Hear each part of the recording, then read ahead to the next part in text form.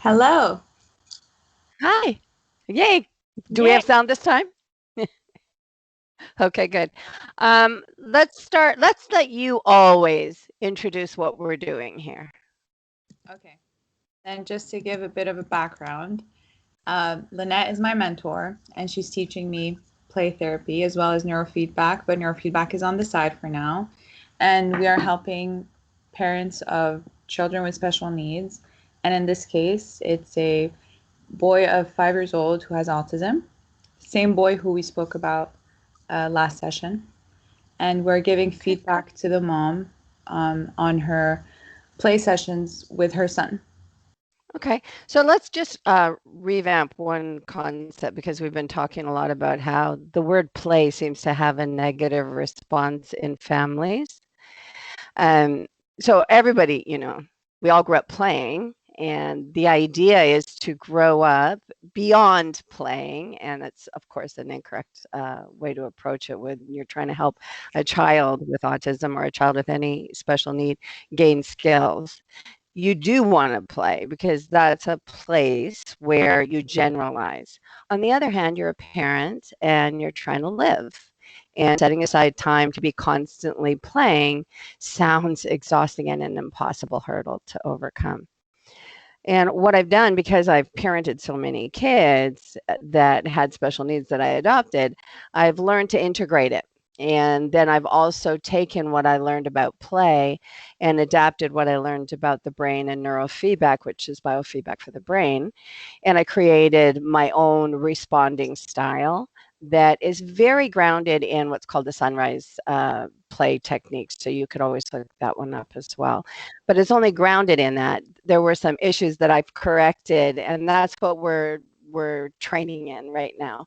You're a great neurotherapist already. I wish we would have taped all those trainings, but we'll That's share this stuff the with book. people. And right, right. That's what the book is for. So okay, so let's get started. So this last time we're talking about that situation where the little boy was playing with what I wanted to constantly call letterboard, but was the number board. And I talked about how to integrate actual playfulness and communication there. And the mom um, is still having a similar challenge. So I want you to go ahead and re-say what you said to me on WhatsApp, and I'm going to pull up some of the scripting here. Um, you said the mom is worried about creativity, something like that. Yes. So she was asking about how was she supposed to create more language based on those types of interactions that are based on play. So if he's wanting to play with a ball, she was confused about how are you supposed to build language around the ball. And she said that she understood the concept that we were trying to teach her, but she didn't have actual ideas of how a ball can, lead to Okay. actual sentences. So it's really common for people to think they're not creative enough. So when that was the word you used when you told me what she said. So I'm thinking that she's got this idea in her head that it's about being a more creative person, and that's why she's stuck. That's why she doesn't know what to do next. So I'm going to break down this last little video. I'll describe it for people, and thank you for doing your homework. You gave me the script of what was being said because it's in French, and I'm only very basically capable in French. So I wanted to be sure I was correct. Um, so, all right, so let's look at that. And the description of what's going on is the mom's got a book and she's got a ball and she's going, what do you want to play with?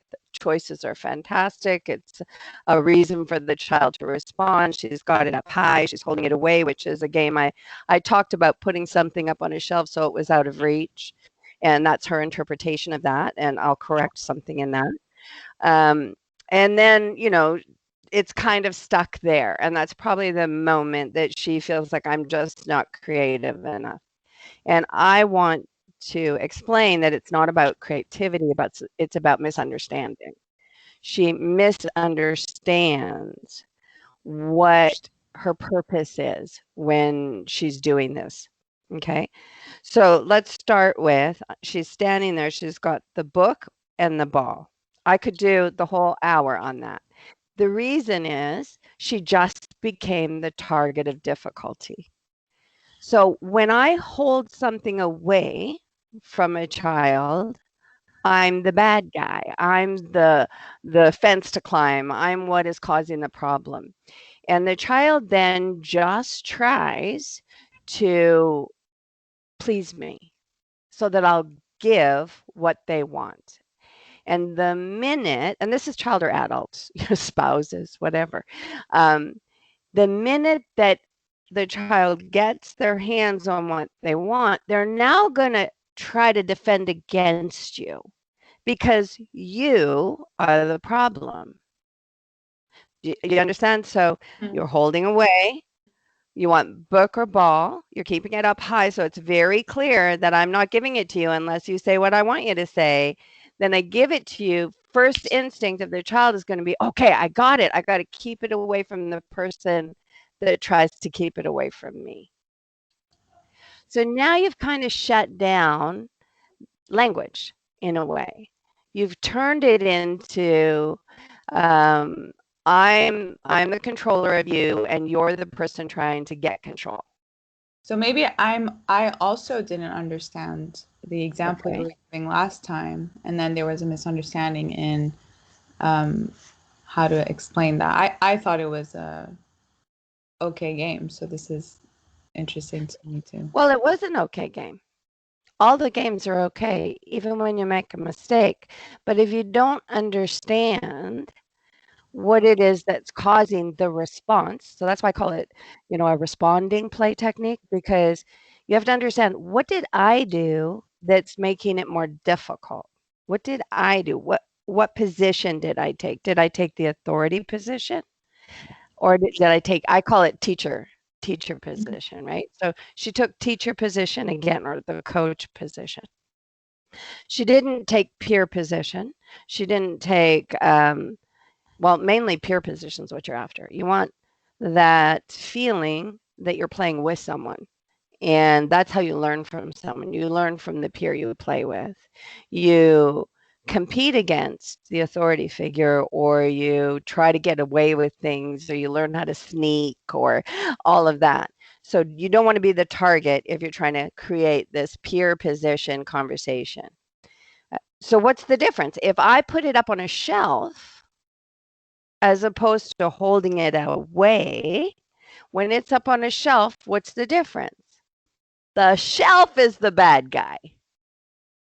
Mm. Not I'm the helper guy. I'm like, yeah, that's high. Which one do you want?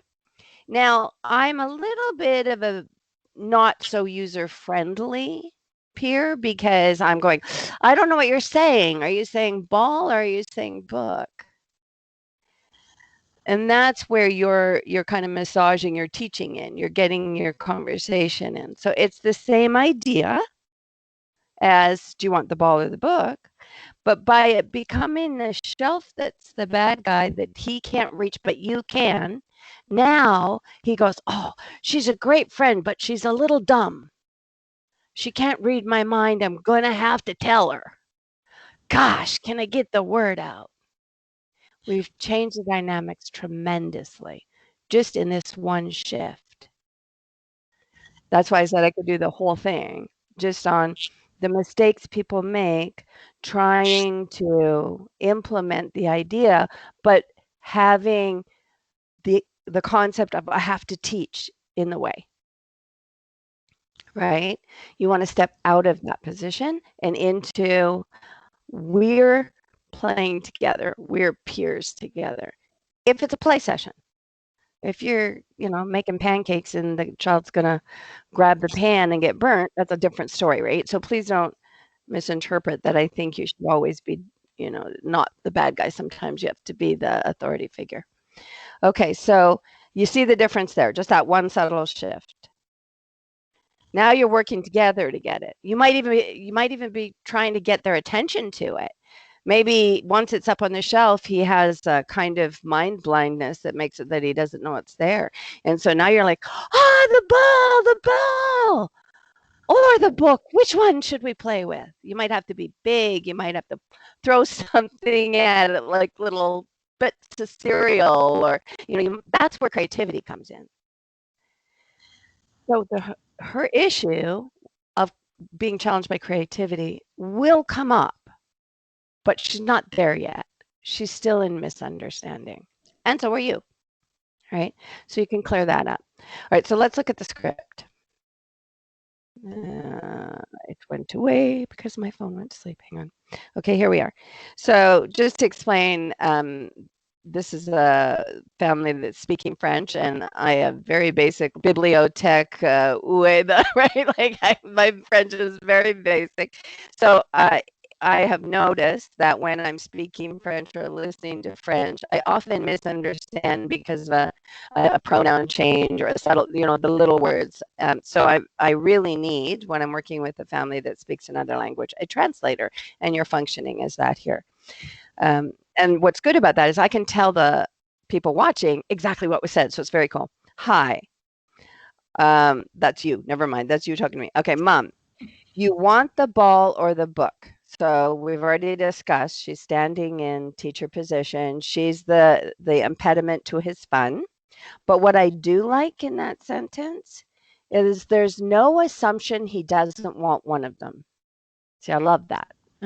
So you want her to keep that. And you also want her to know the things she's doing right, because otherwise she'll just go, oh, I can't do this. It's too hard.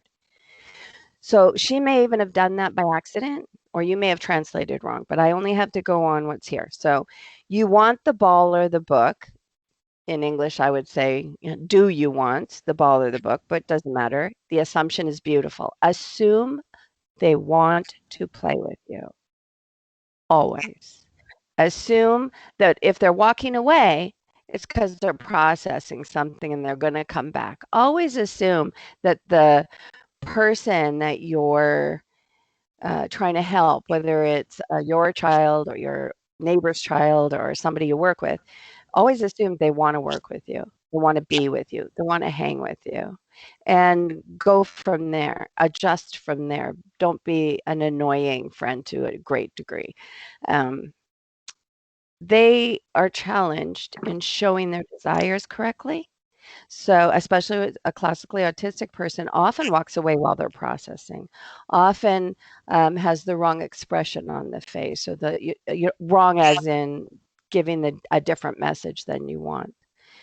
So, it's really important that we give the exact message we want to give in our face, our body, our tone, and that we help and understand help them get to where they can give the right message.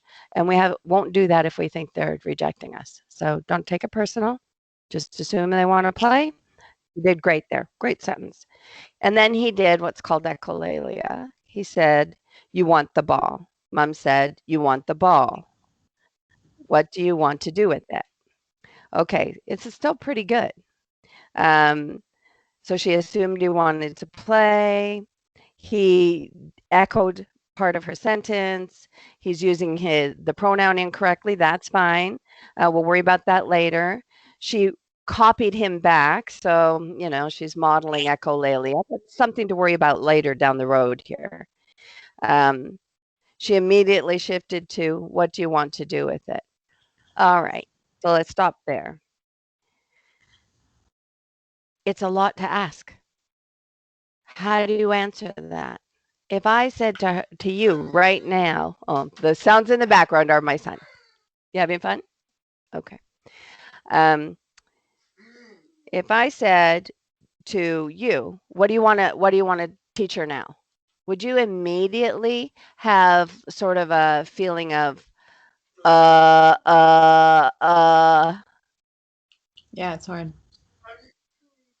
Relax, honey. It's okay. You can tell me what you didn't like about this lesson later. So you would immediately have that feeling. Can you imagine if you have a language challenge? So somebody says, what do you want to do with it? Oh my gosh, I would like to turn it into the moon and make it fly around the stars. And I would like to stick it in my toilet, and I have so many wishes. So you see the problem here? Yeah. If you have a language challenge and somebody asks this open-ended question, you're like, your mind just got full of panic, just full. I don't know how to answer you. So what am I most likely to do? Well, in the case of someone who's echolalic, I'm most likely to copy you and echo back a part of your sentence. It's probably worked in the past. In this case, the past was seconds ago. She understood him by his echo. You want the ball, you want the ball, right? Um, it's okay. I don't want you to get her worried about that too much yet. But for your understanding, I wouldn't want to echo that way. I would say, you said what I said. I guess that means you want the ball. So I would always bring it to a logical conversation and help him understand, even if I'm not going to stand in the way of the thing he said. So she goes, you want the ball? What do you want to do with it? Well, so he's stuck. And he says, please, Mom. They're having a conversation, and she has to know that. If she doesn't comprehend that they're already having conversation, he'll slowly lose the conversation he has as opposed to get more conversation. So this is a really important turning point for this family. I've seen many kids have this much language at this age, and it goes away when it's too difficult, when everybody's the arbitrator of their fun, when everybody's their controller, when everybody's saying, you're saying it wrong. This is really important. Maybe your most important job right now with this mom is to help her hear that the conversation's already happening, that he's struggling and she's struggling too. But that's two people talking together, struggling, not a child who doesn't talk and a woman who talks teaching. That's not what you want. So he says, please, Mom, he changed it. He doesn't know how to tell her what he wants, but he knows he wants it, and he knows she likes the word please, and he knows please is important when you want something. He used his skill. That was fantastic. Then she echoed him. She taught him how to echo some more. So please, Mom, please, Mom, please, Mom. It's too many please, Moms, right? That's echoing. So he's learning, yeah, I say what you say. I say what you say. And unfortunately, the way his processing sound makes it so that he literally has an echo in his head from the last part you said.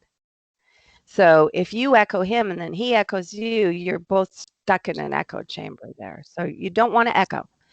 You want to add something. So he says, please, Mom, that was a moment to celebrate and say, fantastic, you're so sweet. I love that you used your manners. Now you're having a better conversation, a real conversation. You said something, he said something, you said something. They were all different. But if you echo him, then you're stuck in his autism.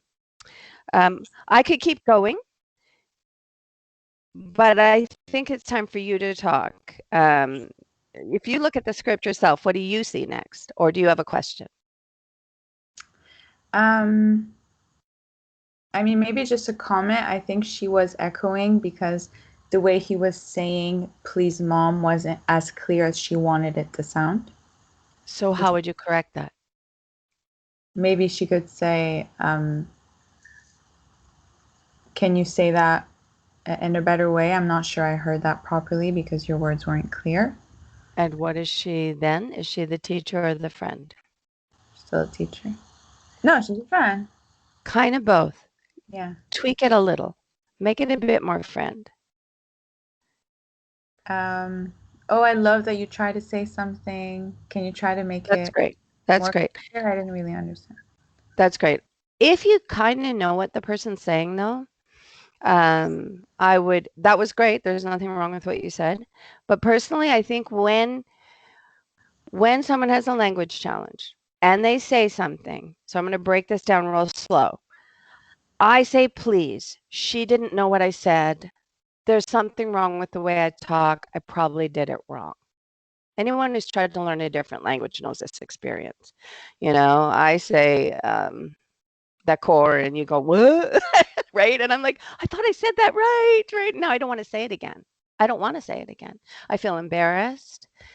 He's the same, even more so, because it's a constant thing for him.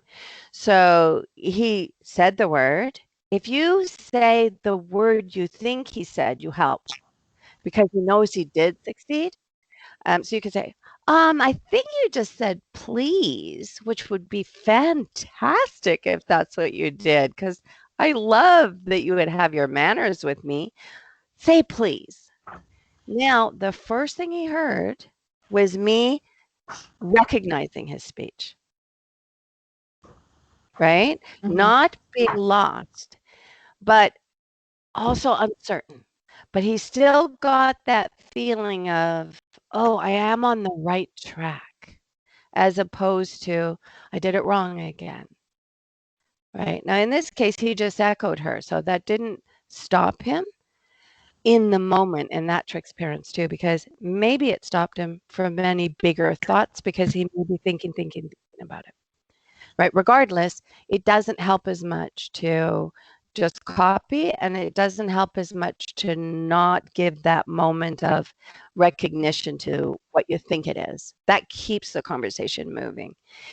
If I'm talking to you and you're having difficulty telling me a personal story and you're all upset and you start going on and it doesn't make sense, I'm going to say, I think you're telling me that you feel like he's not fair. I'm going to try to tell you what I'm hearing so that you can go, yeah, okay, that's it, or no, that's not it at all. That's what I would do. That's what most friends would do. And just because he's autistic, the minute somebody's different, right, we lose the skills we already have. Just because he's autistic doesn't mean that's not a good idea. Give him what you think it is. Give him the compliment that you gave him that was beautiful. And then, yes, ask for clarity. Ask for clarity. That's fine. That's fine. 'Cause now there's a good feeling, there's a success feeling, and there's a motivator. Okay, so anything else? So then he goes on and so she's asking him, so she has the ball there, she's trying to play with him with the ball, but he has the ball. And then he throws the ball in the ceiling, and then he looks at her and says, "Bravo." Mm-hmm. And then she says, "Bravo, you got the ceiling. Now it's my turn." I don't know if she was supposed to add more to that, but then what ends up happening following on that is she's trying to interact with him more, and then he starts singing a song.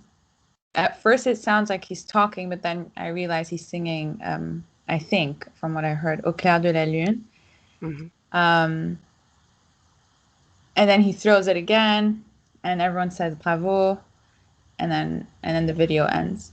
So I don't know if I feel like maybe using the song as another way of interacting. Yeah. An idea. Bounce a ball, make it go real high. Bounce the ball, stick it to the sky. Yeah, sure. Because Of they're all course. laughing and they're having a good time, but I think that's when she means that she feels not creative, because clearly there's a moment happening and everyone's happy and there's interaction, and but then Right. And I get that. And I agree. She will hit that moment where it truly is about creativity. But there were many things that happened before then that would have already shut him down and had him turning her away, except that he loves her and he's having fun having her care. So he's torn, right?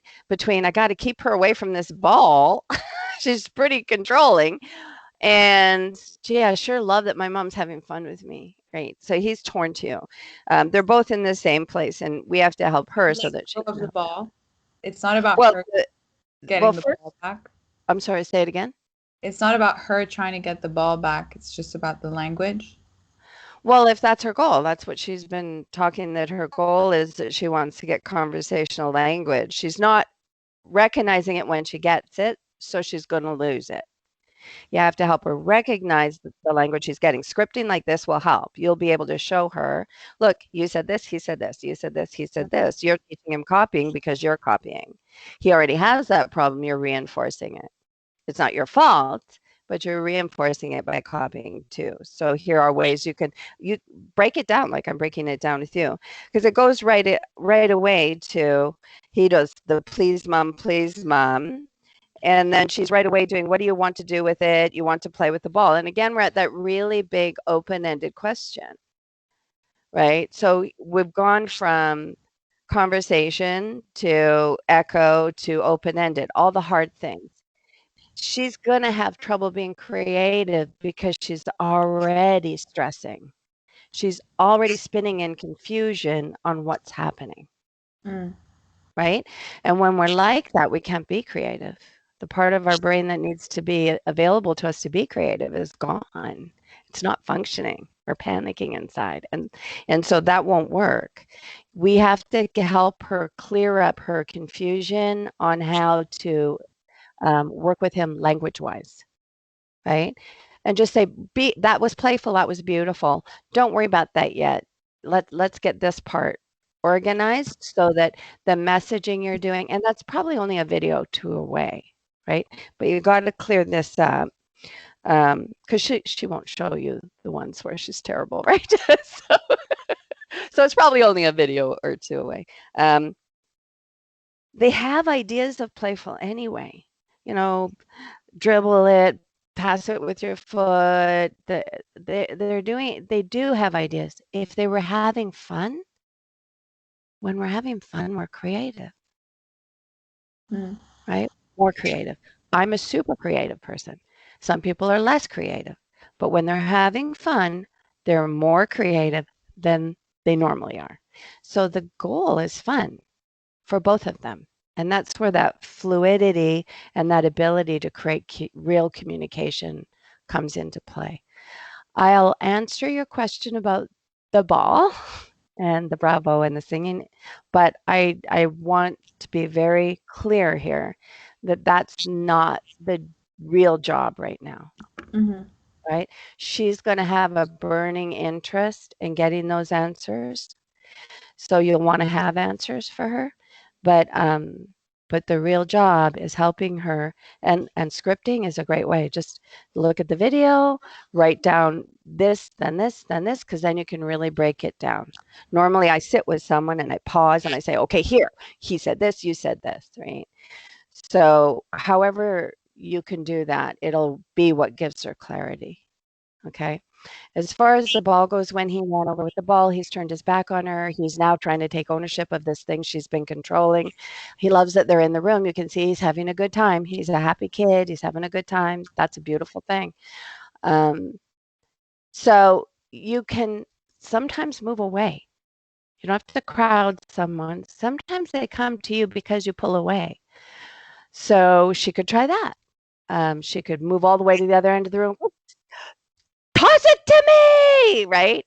But she also can do what she did because she did it with care. I thought she did that well, actually.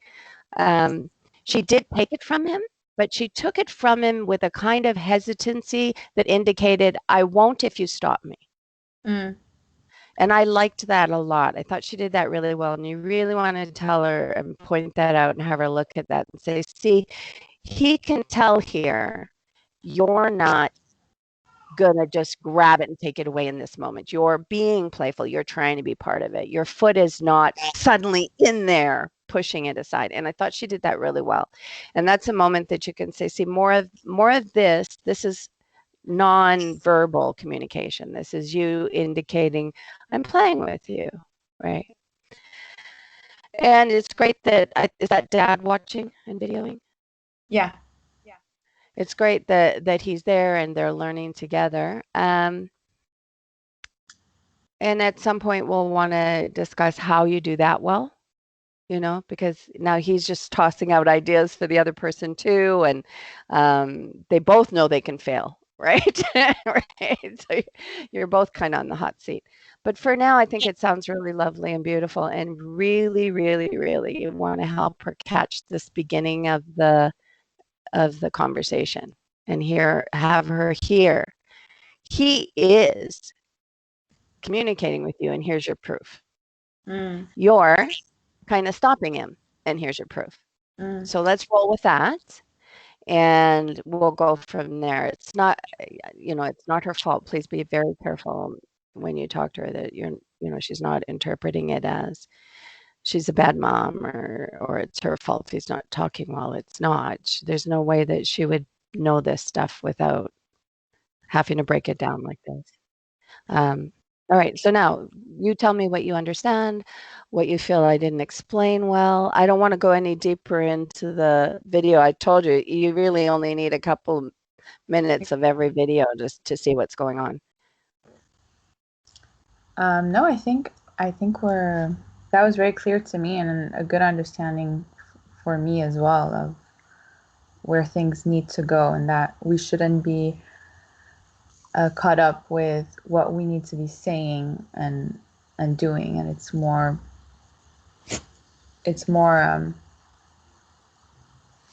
relationship wise and Right. who we want to be between each other first, and then Right. the details will come. Right. And know when you're doing the teacher position and when you're doing, and that has a place. It has a great place, right? But know it, own it. Okay, I'm being the teacher right now. I'm being the peer. Think in terms of peer. Why? Well, if he's classically autistic, it means he's got social challenges and communicative challenges. Well, how do you teach social skills? What is a social skill? Is it doing what you're told? Not really. That's kind of a societal skill. That's a don't get arrested skill. That's right. It's that kind of skill. It's part of your social network, but it's only part. The real social skill is how you function with peers, how you're able to deal with friends, and the fact that they don't put you at the center of the universe and do everything for you. They want what they want as well. And that's a really challenging thing for someone with autism. We have to start at the beginning and be the friend. And, we'll on purpose be a challenging friend too. But you got to start there. You got to be a friend first. And so she needs to know, when am I doing what? Because she is the mom. It's not like you're hiring someone to come in and be his friend. She has to be able to switch and go, okay, right now this is mom zone. This is teacher zone. This is friend zone. And then help him make sense of that. But for now, let's compartmentalize them. So okay, I'm in friend zone. And then, all right, I'm in friend zone. I'm doing interaction. Or I'm in friend zone, I'm doing communication. Because if I'm doing interaction, getting him to share the ball is the priority. If I'm doing communication, getting him to respond to me verbally is the priority. And they're different. They'll take us different places and we'll end up with different games. Mm-hmm. All right, so let's clear her up on this. And the final note, just to make sure that I hammer it in, is know when you're actually the problem. The idea that you're in the way of the fun will definitely change everything. That rings so true when it comes also to my family and my brother. That's one of the hardest lessons I think a family has to learn, and it takes. And schools and everyone thinks they can just do that, and this other person is going to cooperate and all this. I'm like, no. No, you can't. If you're the problem, then the child has to figure out how to get around you. Yeah. Okay. Thank you. I should have put you on the hot spot again this time. What's a hot spot? Because I think people will like watching you learn. So I'm gonna. I made a mistake already. I think people will be satisfied with this enough. Okay, but I'm gonna do it next time. Okay. Bye, Louloua.